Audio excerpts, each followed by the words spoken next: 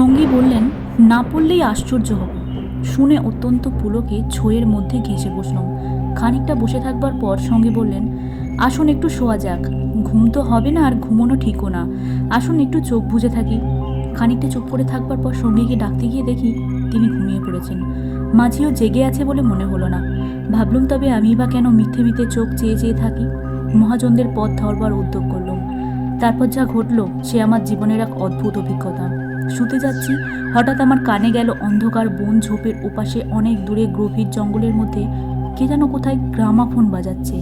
তাড়াতাড়ি উঠে বসলুম। গ্রামাফোন? এ বনে এত রাত্রে গ্রামাফোন বাজাবে কি?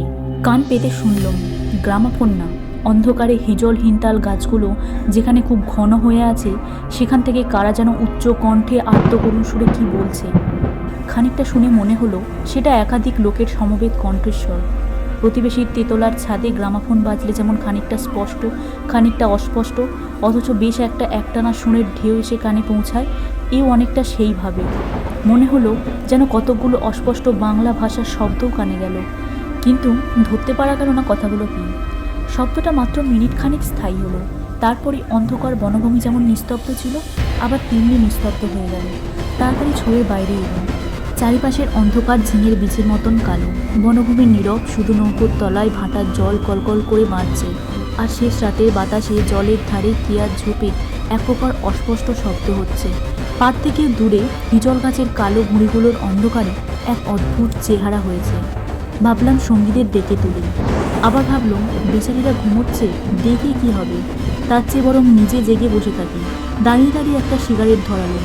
তারপর আবার ছইয়ের মধ্যে ঢুকতে যাব, এমন সময় সেই অন্ধকারে ঢাকা বিশাল বনভূমির কোন অংশ থেকে সুস্পষ্ট উচ্চ আর্তকরুণ ঝিঁঝি পোকার রবের মতো তীক্ষ্ণ স্বর তীরের মতন জমাট অন্ধকারের বুক চিরে আকাশে উঠল। ওগো নৌকোযাত্রীরা, তোমরা কারা যাচ্ছ? আমাদের শ্বাস বন্ধ হয়ে আসছে, আমাদের ওঠাও ওঠাও, আমাদের বাঁচাও। নৌকোর মাঝিটা ধর্মর করে জেগে উঠল।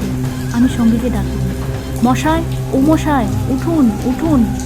মাঝি আমার কাছে ঘেঁষে এলো। ভয়ে তার গলার স্বর কাঁপছিল। এখন এই পর্যন্তই। গল্পের তৃতীয় পর্ব শীঘ্রই আসছে।